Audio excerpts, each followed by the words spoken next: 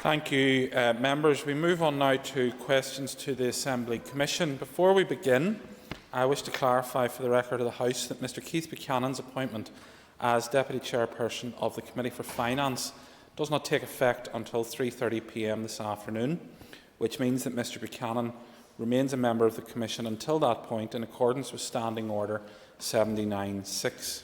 I'm sure members appreciate Mr Buchanan's courtesy to the Assembly to ensure that he was able to answer questions on behalf of the Commission today. Can I also advise members that questions number 5, 11 and 13 have been withdrawn? I call Mr Trevor Clark. Question number 1. With your permission, Mr Principal Deputy Speaker, I'll group questions 1, 7, 12 together, so I need an extra minute if that's okay. Thank the members for their questions. Members will appreciate that the primary functions of the Assembly are to hold the Executive to account, to make laws and to represent the interests of the people of Northern Ireland. This has been the key consideration for the Assembly Commission's decision in limiting access to Parliament buildings to permanent pass holders during the coronavirus pandemic.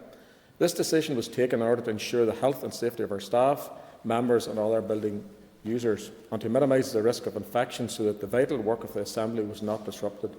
The Assembly Commission reaffirmed that decision on a number of occasions, most recently on the 12th of May, and committed to undertaking a further review before the end of June. That further review has now taken place, taking cognizance of the significant easing of public health restrictions and guidance in recent weeks, which has allowed a welcome degree of family, societal and economic normalisation. Given that the Assembly goes into a summer recess on the 10th of July, the Assembly Commission considers that it is appropriate that the current limitations on access to Parliament buildings are removed at that point, and that events, tours, public dining and visitors to Parliament buildings should resume on the 14th of July after the public holidays. The Speaker wrote to all the members yesterday to set out the Assembly Commission's decision. This date of the 14th of July will allow time for staff to make the necessary preparations for the return of visitors to Parliament buildings, whilst ensuring the health and safety of all building users and that of the public, and minimising the risk of infection so that the vital work of the Assembly is not disrupted in advance of recess. While members may have a range of questions on the outworking of future changes to public health regulations and guidance in respect of events, tours, public dining and visitors to Parliament buildings, these are matters for Executive Ministers rather than for the Assembly Commission. Therefore, it will be unhelpful for me to speculate on what further decisions the Executive will take and how this might impact on the Commission's decision. Mr Clark.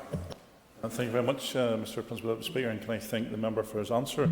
And notwithstanding what he said in his answer in relation to the things they have to take into account, but should the Commissioner also take into account the pace in which the changes, albeit they have been slow by the Executive, have allowed for other places to open and get back to business? Indeed, even in the canteen in this place, we're sitting almost 3 metres apart at single tables, where you can eat out in a restaurant now quite freely at the weekends or at any night during the week. So for me, I'm wondering why the Commission is working at such a slow pace, even compared to the Executive in terms of their regulations. Thank the member for his answer. And obviously, I'd rather have a slow pace than a risky pace. So just with respect to your point on the Blue Flex restaurant, given the proximity of the summer recess and the continued emphasis on reducing the risk of infection, the existing 2-metre social distancing in the Blue Flex canteen will continue to apply until summer recess, and then reduced to 1 metre, with effect from the 14th of July, or the social distancing requirements in force at the relevant time. However, to reiterate, the Assembly Commission will continue to apply decisions of the Executive in line with public health regulations and guidance to protect the health and safety of staff, members and other building users. Ms Paula Bradley. Thank you, Mr Principal Deputy Speaker, and I thank the member for his answers so far. And I welcome that date of the 14th of July for some easements within Parliament building for a general public. Can I just ask then, in respect of events, I know certainly I chair the All-Party Group in Homelessness, and we would like to get an event in the diary. Is that now going to be open for members to start to book the Lawn Gallery and things like that for events? Thank the member for your question. Yes, that's correct. The 22nd of June is obviously the date that members can approach the events department and get those dates booked in. With regard to events and tours, the Assembly Commission will continue to adopt a risk-based approach to delivery of events and tours in Parliament buildings, and will move forward cautiously based on any public health regulations and guidance in place at the time of reopening. in particular the practical considerations in relation to the provision of events and tours, whilst observing any social distancing or other requirements, will need to be considered in detail to ensure that they can be provided safely, and if this is not the case, then they would not be offered at that time. Mr Pat Catney. Thank you, Mr Principal Deputy Speaker, and thank you, Minister, for your answers so far.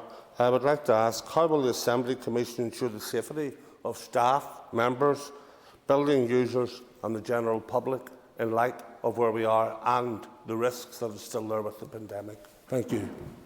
I thank the member for his question. The Assembly Commission will basically do that in risk assessment, as they've always did. The Director for that area risk assess on a regular basis, feeds that into the Commission, and we make the decision based on his or her recommendation. So it's purely down to risk assessment. Moving on, Mr Andrew Muir. Principal Deputy Speaker. Mr John O'Dowd. Thank you, Principal Deputy Speaker. And before answering the question, can I thank Keith for his contribution to the Commission over this last year or so. Despite a small number of disagreements, we have always worked together on the Commission in a courteous and professional manner. In relation to the member's question, can I thank the member for his question? As MLAs, I think all of us know that the first few weeks of Assembly life can be daunting for newly elected members. The Assembly Commission therefore understands the importance of providing these members with an appropriate induction programme. Indeed, the Assembly Commission has implemented an induction programme for new MLAs at the outset of the new mandates since 2016. In advance of the next Assembly election, the Assembly Commission's Clerking and Member Support Office is expanding the previous induction programme.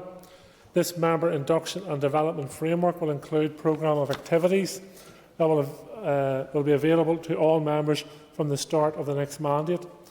The induction aspect of the programme will expand on work carried out at the beginning of the previous mandates, including providing members with an induction handbook. This will contain key information and contacts so that all new MLAs can access all the services they require within Parliament buildings to enable them to settle in as quickly as possible. This is only one aspect of the wider Welcome Orientation Programme that Assembly Commission officials are currently developing to assist both newly elected and returning MLAs with practical arrangements during the first few days and weeks following their election. The Assembly Commission recognises that the induction requirements are multifaceted, and to that end, Commission officials will continue to provide support to new members on the role and responsibilities of an MLA.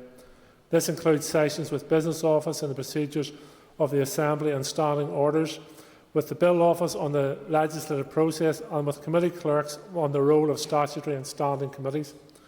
They will also continue to be focused on continuing professional development to support all MLAs in their roles as legislators as public representatives. Mr Muir. Thank you very much, Mr Principal Deputy Speaker, and I thank Mr O'Dowd for his response. As one of a number of co-opted MLAs, I think it would be useful going forward in terms of focusing on legislation. So one of the key findings in relation to the RHI inquiry was the ability of MLAs to be able to properly scrutinise legislation. So whether the Commission would consider, as part of this programme, to speak to some of the MLAs who have came on board since the last election and take on board any lessons learned in terms of improving the ability to brief MLAs and the ability to scrutinise legislation and all the different stages that occur as part of that. Well, I think that's an important comment that the member has made, and the Assembly Commission Clerk is here taking notes, and I'm sure they'll be more than happy to engage with yourself on your experiences and see how we fit that into any induction programme moving forward. Ms Sinead Ennis. Mr Principal Deputy Speaker, can I ask the member what consideration has the Commission given to the introduction of more family-friendly measures in the Assembly, both for members and staff, and including childcare provision? Thank you. Those matters, particularly in terms of childminding and family-friendly working times and environment, are under consideration. The COVID pandemic puts a number of those measures on hold, but it is an area which the Commission has looked at and will continue to want to make progress on in regards to ensuring that our procedures and practices allow for the full involvement of all within the Assembly and its structures. I call Ms Emma Sheeran. I get Privilege Concordia. Cash over 3, little hole question 3, please. I call Mrs Dolores Kelly. Thank you, Principal Deputy Speaker, and I thank the member for her question. The issue of the display and artefacts is one that has been raised by parties on all sides of the House at different times over the years, but on which it has been difficult to achieve political agreement. At the Commission meeting on the 17th of February, a paper was considered which proposed a significant and strategic project to take a different approach to looking at the display of artefacts within the building. The Commission has agreed a set of principles and a framework to underpin the project, which involves officials working with Dr Eamon Phoenix to develop a narrative of the key events and figures connected to Parliament buildings and the institutions it housed, which should be reflected in the building. This will seek to ensure that all parts of our community are represented, but will also take account of the visitor experience and how displayed items are used to inform and educate visitors on our history. The Commission will then be in a better place to determine which of its artefacts can be used to illustrate that narrative and all parts of our community, but also to consider gaps which will then allow items to be identified and brought into the building to fill them. Officials have been conducting some of the initial scoping work and will be engaging further with Dr Phoenix this month once activities around this month's centenaries have passed. Officials intend to complete a first phase to come to the Commission with initial proposals by the end of September. This is an ambitious project, and I think it's significant that all Commission members have endorsed it. Ms Sheeran. I thank the member for her answer. Would you agree that Parliament buildings should be reflective of all the people that are represented within this institution, and that currently there's a massive imbalance that should be addressed? Thank the member again for the supplementary. And indeed, I would agree that there's a number of communities, not least women, that are underrepresented around the House, given that we're 51% of the population. But the issue of symbolism and the display of artefacts within Parliament buildings has been raised with the Commission a number of times since 1998, both by those who feel the symbolism in the building does not reflect all parts of the community and by those who have asked for all of the Commission artefacts which are currently in storage to be permanently displayed. However, the Commission has regretfully been unable to find a way forward for a number of reasons, including the lack of suggestions of alternative items, the inability to identify available items and difficulty in achieving political agreement. The approach recently agreed is a deliberate attempt by the Commission to try and change the conversation on these issues in order to try and move forward. I think it is much more likely to lead to progress which ensures that all sections of the community are reflected in an agreed way. Mr Jim Allister. Could I suggest that this Commission, this year, that under it we've seen overt oppression of any non-Republican expression. We saw the scandalous refusal of a centenary stone. We've seen the refusal to deploy the artefacts that range over many decades in an exhibition, which are stored away at public cost and never allowed to see the light of day. And we've seen the refusal to even light the building in memory of innocent victims of terrorism. Why is it that this Commission does nothing that doesn't fit with the Sinn Féin agenda? Mrs Kelly. I was wondering when the member was going to come to the question rather than a retrospective of his own analysis of the work of the Commission. I would have to say that my experience over the past year in working with the Commission has been very productive, and I want to thank Mr Buchanan for his work on the Commission. I think we've made a lot of changes over the last number of months, particularly in view of the pandemic and some of the decisions that the Commission has been dealing with. But also, we also have to deal with the reality that this Assembly contains a diverse range of political opinions and perspectives. And while the building was undoubtedly influenced by its early history, it should also reflect more recent developments, including the current Assembly. And this approach will mean that all of those items currently in storage will be considered for how they might add value to illustrating our history for visitors. However, I would say to the member that not every artefact owned by the Commission is necessarily directly relevant to this building and may actually be more relevant to other organisations. Ms Cara Hunter. Thank you, Mr Principal Deputy Speaker, and I'd like to thank the member for bringing this important question forward. I welcome the Commission's work on this matter, and can I just ask how long you think this work will take? Thank you. I thank the member for her supplementary, and the Commission has not agreed a precise timeframe at this point, but recognises that there is a need to balance the significant amount of work involved with the need to deliver results at an early stage. It is therefore likely that the project may be delivered in stages, with initial proposals being presented to the Commission by the end of September. However, the Commission will be receiving regular updates and is mindful of the wishes of members to make progress in this area. Mr Alan Chambers. Question number 4, Mr Principal Deputy Speaker. To be answered by Mr Robbie Butler. Thank you, Mr Principal Deputy Speaker. I thank the member for his question, and I'd like to put on record my thanks to Mr Buchanan for his work on the Commission. And I'll miss calling him the boy from Pomeroy, but I'll see you in the alleyways, I'm sure. The Assembly Commission has a statutory obligation under Section 40 of the Northern Ireland Act 1998 to provide the Assembly or ensure that the Assembly is provided with the property, staff and services required for the Assembly's purposes. But the provision of services to individual members is not a function of the Commission under the 1998 Act. And as such, the Commission has no role in opening, operating, maintaining or closing down a constituency office beyond administering the allowances that the Assembly has made available for those purposes. Similarly, all responsibilities relating to a constituency office fall to the member, including all aspects of health and safety for a member's employee who work in that office and for the health and safety of the public who might visit that office. The Commission can and does provide advice to members on a range of issues. That include a note to members that was issued in June 2020 that provided signposting advice to members when they were deciding whether to reopen their offices at that stage last year. That advice still stands, and the Commission is willing to reissue it now, but the interpretation of the current regulations and guidance as they relate to any decision to reopen a constituency office with or without an appointment rests solely with each member. Thank you.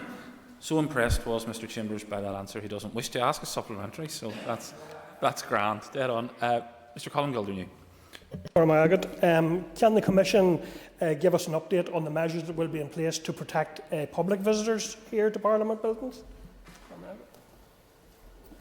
I thank the member for his supplementary question. I think it's a really good question. I think most of it was probably covered earlier by my colleague, Mr Buchanan, with regard to the assessment that the Commission has taken with regard to risk in terms of ensuring that we act appropriately within the regulations and the guidance that is given by the Department of Health and the Executive. There has been some critique today as to the speed with which the Commission is operating, but I think the statement made by the member earlier, which says it's better to be safe than sorry, I think we're certainly acting in accordance with the regulations and the guidance that's given by the PHA on this matter, and that will continue to be the case. Thank you. Mr Alex Easton has withdrawn his question. Mr Patsy McGlone isn't in his place. Ms Paula Bradley's question has been answered. Mr Pat Catney isn't in his place. Ms Sinead Ennis. Good. Question 9, please. To be answered by Mrs Kelly. Thank you, Mr Principal Deputy Speaker, and I thank the member for her question. The Assembly Commission has a strong commitment to sustainable development, including reductions to its carbon footprint. As such, the Commission first received accreditation to the environmental standard ISO 14001 in 2004 in September 2011. This was successfully maintained when the standard was replaced by 1400-2015 in 2017 and has been retained each year since. The Commission's Sustainable Development Office works closely with the Department of Finance's Energy Management Unit to ensure that appropriate measures are in place to reduce our carbon footprint where possible.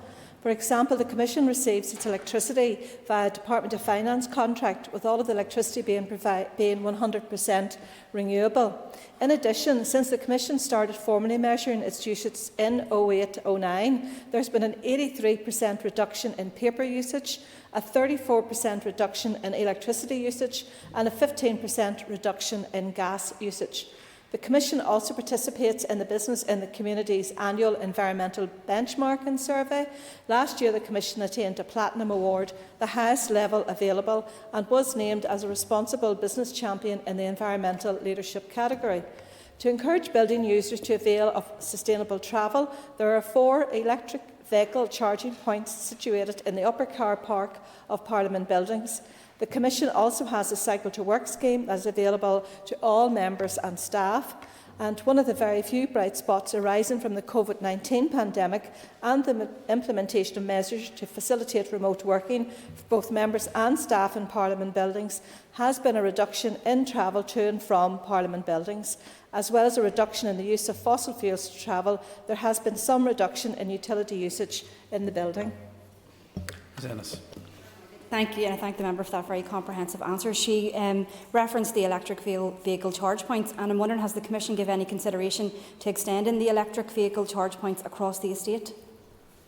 I thank the member for a supplementary. I think it's a very valid one, and it is something the Commission is hoping to meet again, I think, by the end of this month. And of course, we have particular targets to meet in relation to our carbon footprint across the region. So it is something I will bring to the attention of the Commission and come back to the member. But I do think there's a very valid point to make, since we hope that there will be hybrid and increased electric vehicles on the road in the near future.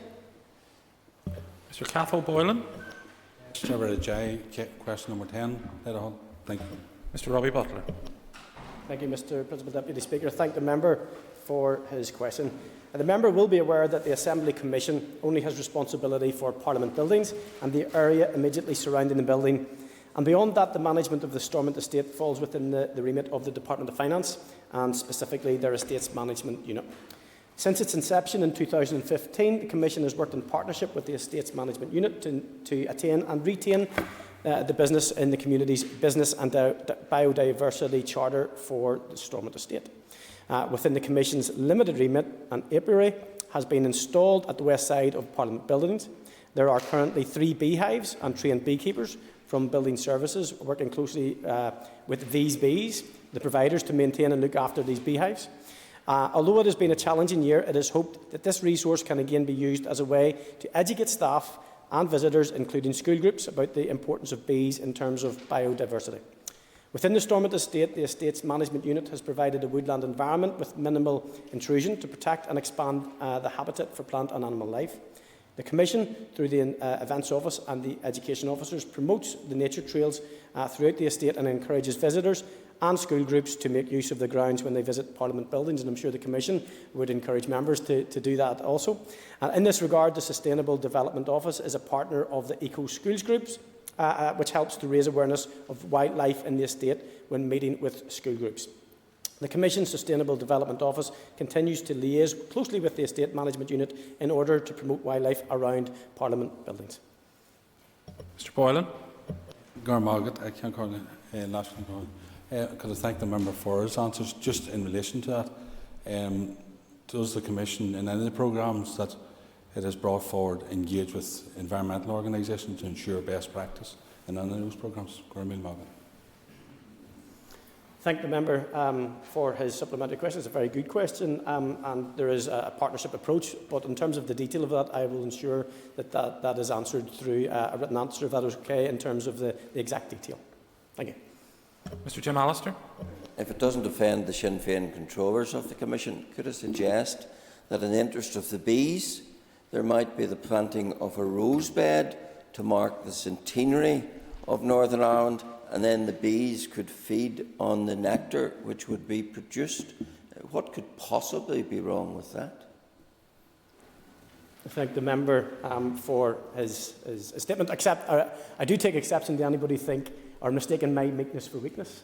And the Commission is not Sinn Féin led. I can assure you of that. Controlled, well, it's not. Don't mistake my meekness for weakness. But with regard to your suggestion, I'm sure it will be taken on board and we will discuss it in the next Commission meeting. Thank you. Given the history that's in it, I hope there's no references to bee specials. Anyway, can I ask members and advise the House just to take their ease for a few moments? We've exhausted all the questions on the list. Thank you.